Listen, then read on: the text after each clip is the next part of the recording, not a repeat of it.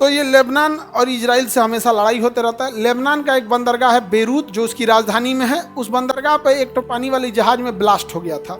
दिन खराब रहता है तो ऊँट पे बैठे आदमी को कुत्ता काटता है। देखो कैसे। लेबनान में हिजबुल्लाह नामक आतंकवादी संगठन है, जिसे भारत आतंकवादी संगठन नहीं मानता है, बल्कि वो एक संगठन मानता है। इजराइल कहता है कि ये आतंकवादी संगठन है। रूस से यहाँ पे एक जहाज चलता है जॉर्जिया से। इस जहाज में अमोनिया भरा हुआ था, लेकिन जैसे ये लाल सागर को पार करता है,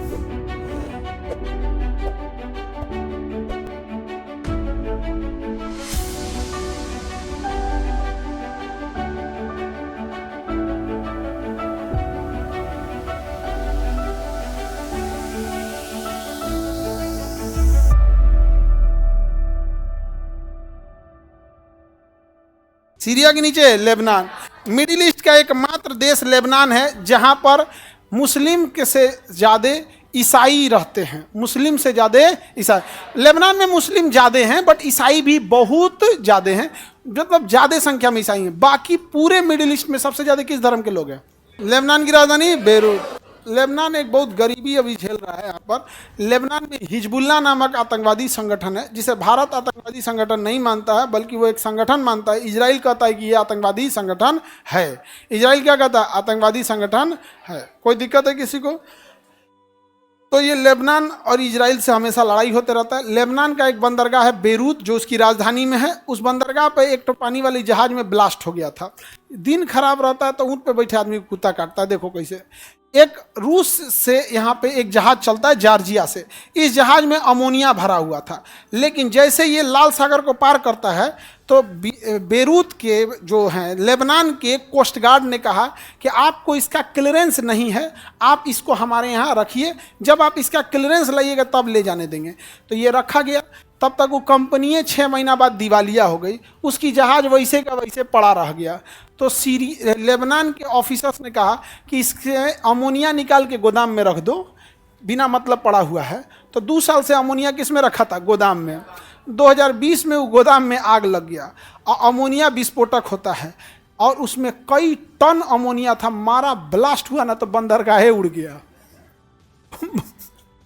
पूरा का पूरा बंदरगाह उड़ गया। ले टैक्स ले और टैक्स। वो चुपचाप जा रहा था।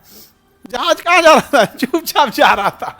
इसको पकड़ के लाया कि हम कस्टम जांच करेंगे। उड़ाइए दिया यहाँ पे।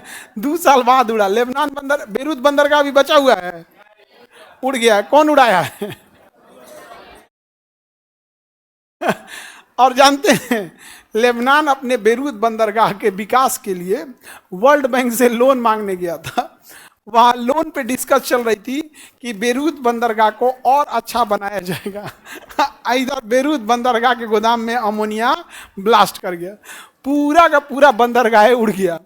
अब वर्ल्ड बैंक से दोबारा डिस्कस हो रही है कि अच्छा नहीं बनाना है, पूरा बनाना है। वर्ल्ड बैंक पूछ रहा क्या हुआ रे? महाराज ऐसे ऐसे तो कांड हो गया, हमारा नहीं था वो। अब वो कंपनी को पकड़ा गया तो कंपनी कह रहा है कि हम जान रहे हैं, हम तो जा रहे थे चुपचाप। कंपनी का कहना है हम तो जा रहे थे चुपचाप, जिस कंपनी ने ऑर्डर किया था हम उसको पहुंचा देते। ई आया बीच में, रोक लिया। 2 साल तक पूछ रहा है कागज दो, कागज दो। ब्लास्ट कर गया यहाँ पे। कभी कभी किस्मत बेचारे का खराब होता है। आगे बढ़े सर, आप पाकिस्तान को समझाइए। बाबू हम लोग बिहारी हैं और हम लोग अशोक के माध्यम से समझाना जानते हैं। अशोक ने श्रीनगर को समझाया था बहुत साल पहले। अशोक ने कलिंग को भी समझाया था बहुत साल पहले। वही अशोक की मगध वाली विधि लाहौर में भी लगेगी। सब समझ जाएंगे, सब समझ जाए। मार से तो भूत भाग जाता